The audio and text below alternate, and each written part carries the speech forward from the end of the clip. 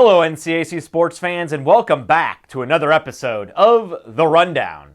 On this week's show, we'll highlight some of the fall sports action from around the North Coast Athletic Conference for the week ending on Sunday, October the 4th. To kick off this week's show, we'll head out to the gridiron, where Oberlin senior quarterback Lucas Poggiali had a record-setting day last Saturday in a 48-9 homecoming victory over Allegheny. The Sandusky, Ohio native completed 27 of 38 pass attempts for a school record 506 yards and 4 touchdown passes, which included this 70-yard scoring strike to freshman wide receiver Robbie Reinheimer.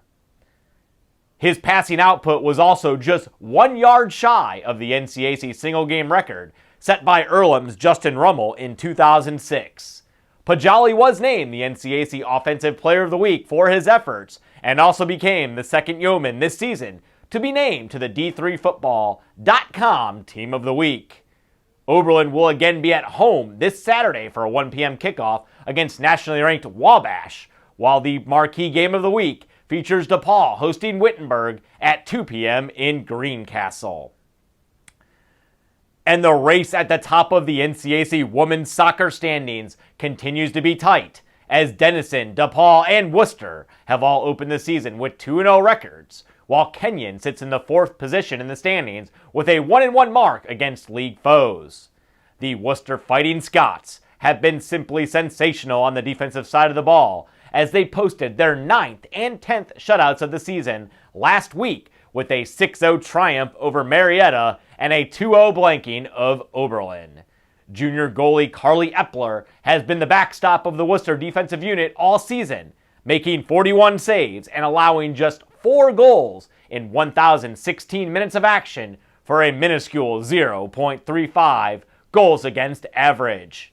Senior Carly Joliot, who also has been a mainstay on the Scots back line this season, added offensive production during a game last week as she scored on a free kick to give Wooster a 2-0 halftime lead over Marietta on Tuesday before delivering a well-placed cross that junior Kennedy Payne headed in to conclude the scoring on Saturday against Oberlin.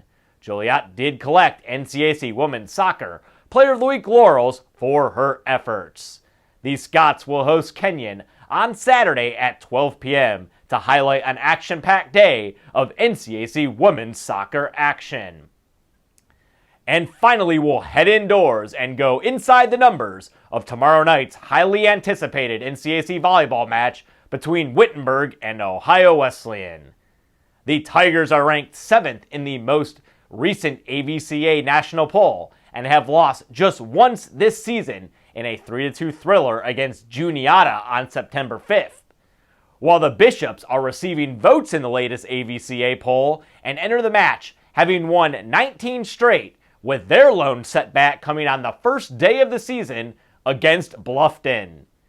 3-time All-NCAC first-team selection and 2-time NCAC Player of the Year award winner Kara Seidenstricker again leads Wittenberg this season, as she has racked up 177 kills, 190 digs, 39 service aces, and 18 blocks to the Tigers' first 15 matches.